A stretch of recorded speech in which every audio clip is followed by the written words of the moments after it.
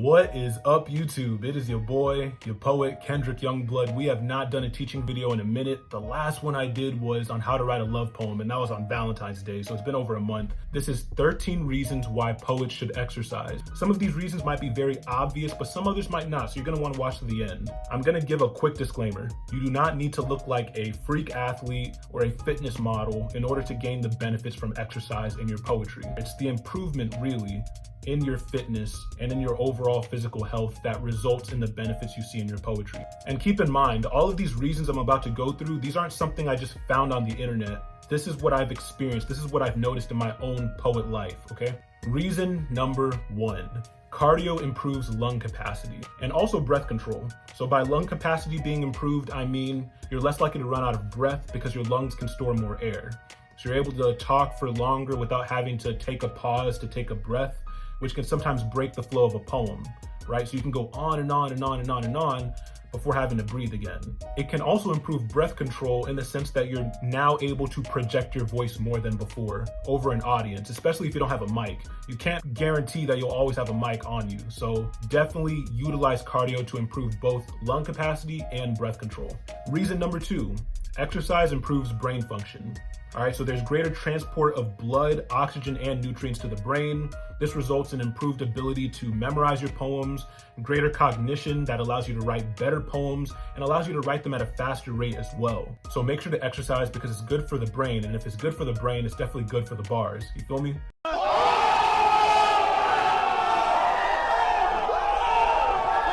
All right. The third reason why you should exercise is because it improves focus so that you can write for longer without getting distracted. I don't know the actual scientific reasoning behind this, but most people, including myself, who exercise will tell you that our ability to focus improved after we began exercising, you feel me?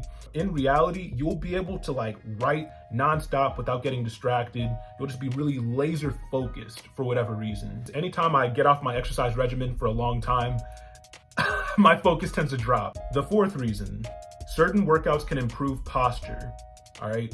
Now, you might be wondering, what does posture have to do with improving in poetry? Why should poets have to worry about that? Well, there's multiple reasons. If you're sitting at a desk writing your poems and your posture's really bad, your back might start to hurt, your shoulders will feel weird, you know what I'm saying? You might start getting cramps in weird places that can impair your ability to write. But even beyond that, if you're a performance poet, you know the importance of stage presence. Okay, if you're on stage and you're slouching or your posture isn't straight, you want to have your shoulders back and your chest up. You know what I'm saying? When you're performing, if your posture isn't right, that can impact whether you're commanding people's attention, right? And you want to capture the attention of the audience. So good posture definitely does that. And if you're wondering what I mean by certain exercises can do that, a lot of back exercises, a lot of rows or face pulls if you're in the gym. I didn't even mean to flex. I might as well just flex, shoot. That wasn't even intentional, but you get the point, right? A lot of back workouts, face pulls primarily can fix posture. They're posture correcting exercises. I would highly advise you do those if you notice you slouch a lot. Even as I'm doing this video right here, you notice I'm not hunched over like this, you know what I mean? And I wasn't even intentionally telling myself sit straight or whatever, you know what I mean? But it's just something that comes with the territory when you're exercising properly. So make sure to do that. Okay, the fifth reason might be interpreted as a bit shallow, but I want you to really hear me out, okay? Getting in shape makes you more attractive by societal standards. Should that have an impact on a poet's career? Maybe not, but the truth is, it does, okay? It just does. Pretty privilege applies to artist communities as well. You just have to look at the facts. People do tend to give more respect, pay more attention to, grant more opportunities and privileges, and most importantly, take more seriously what you're saying if you are deemed attractive and in shape. And obviously there are plenty of artists who are extremely successful, the top of their field, and maybe they're not in shape. Sure, that's the thing. Biggie Smalls, for example, arguably the greatest rapper of all time, was definitely not a fitness model or whatever, you know what I mean? And he definitely had them bars, well respected. Don't get me wrong, I'm not saying you can't excel if you aren't in shape as a poet, but exercise can grant you that extra 5% edge over everybody else. And if you're a performance poet, like a slam poet, it is extremely important that you take advantage of this, okay? Keep in mind that you're being judged. You are being judged based not just on the poem, but on the entire performance, on the entire spectacle when you come on stage. So some people's implicit biases might have an impact on what score they give you. Honestly, being in shape versus not being in shape can be the difference between you getting a 29.5 and a 29.7 on a slam poem, which might not seem like a big deal, but it can make all the difference.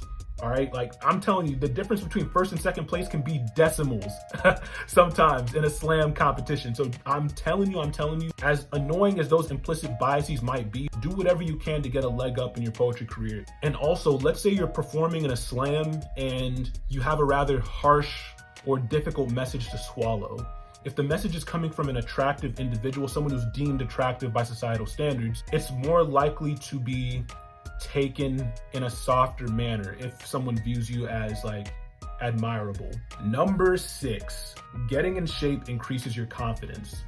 Confidence really matters as an artist, okay? It really, really matters. That can be the difference between people checking out in the middle of your poem and being like, whoa, I gotta take this man seriously. He knows what he's talking about. She knows what she's talking about. You know what I mean? Now, this is not to say you can't be confident if you're not in shape. But if you go from not being in shape to being in shape, your confidence will grow all the more. I can guarantee you that. It will grow all the more. You will be commanding attention better than before simply because you are taking yourself more seriously. Other people will take you more seriously. You feel me? So confidence grows when you're exercising and getting in shape. Keep that in mind. Number 7, it's easier to stand comfortably and for longer while you perform if you are in shape. Slight discomforts can make all the difference. That can be what causes you to drop a poem in the middle of your performance. When I say drop a poem, I mean forget your lines. Maybe you have a 15-minute set to do on stage as a featured artist at an event, and you have to stand for those 15 minutes straight and perform nonstop. Maybe your knees and feet are beginning to hurt because your body isn't able to hold that weight for too long, so you're starting to get uncomfortable. All that discomfort can result in dropping the poem. Getting in shape can help with that as well. The 8th reason why poets should exercise is because it enhances a poet's ability to rest and sleep, which are vital in focus, in memory, and also in drive. This will ultimately result in better poems and better performances overall, so why wouldn't you exercise? You see what I'm saying? Number 9, cardio can lower heart rate and blood pressure, meaning that they won't spike as high when performing in front of an audience. Performance anxiety, right, stage fright, that's a thing for a lot of people, including myself. You know what I mean? And even though I do my best to go through certain breathing exercises, go through certain routines in my head before getting on stage, every time I get on stage, I notice my heart rate goes up, my blood pressure goes up a little bit, and I still do my best to perform my heart out, but I can't imagine what it would be like if, say, I was out of shape and my baseline heart rate and blood pressure was already extremely high. Mind you, I actually have blood pressure issues, so that's another reason why I have to exercise. That's a completely separate video, but the point I'm trying to make is if your blood pressure and heart rate is already high, and then because of performance anxiety or stage fright, it goes even higher, that can be what really destabilizes you. So keep in mind that cardio can make a world of a difference in lowering your heart rate and blood pressure, ultimately resulting in a calmer and more tranquil performance from you. Number 10, exercise improves your health to the point where you're less likely to get sick on a performance day. If you're in shape, if you're eating right, exercising right, you know what I'm saying? You're on top of things like that. Your diet's good, your training is good, you're less likely to get sick. Ever since I started working out consistently, I almost never get sick. I'll just be real with you. Almost never. I had some health complications at the end of last year. If you watch that video, you know what I'm talking about. However, that had nothing to do with like me being out of shape and more to do with stress. You know what I mean? Other than that, I didn't get sick at all last year, like at all. And that, I'm telling you, if you're sick on a performance day, oh God, it's the worst. Let me tell you, I know what that's like, man. Being sick on a performance day where you're all sniffly, you're congested, you know, you sound all nasally or whatever. You know what I mean? Like, bro, sucks, really sucks. Exercise can lower your chances of getting sick on a performance day. Reason number 11, exercise makes you more familiar with how your body moves in space.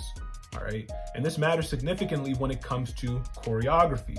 The words in a poem when you're performing on stage is maybe only 70% of the entire performance. The other 30% is body language, choreography, how you're moving and stuff like that. Exercise increases your physical intelligence. There's a reason why there's PE in school, right? PE, physical education. You're becoming more physically intelligent as a result of exercise, which results in you better understanding how you move spatially. And in doing so, you can improve your choreography and ultimately your performance. Reason number 12. Exercising while reciting a poem is a great way to stimulate stress and practice so that you won't drop your poem while under pressure on stage. I don't see many poets doing this, but I highly advise that they do it. Actually exercising while reciting your poem. Sometimes performances can be really stressful. Maybe you're outside performing and it's super cold. Maybe there's a lot of distracting noises. Maybe you are sick. Maybe you do have a habit of exercising and you got sick anyway.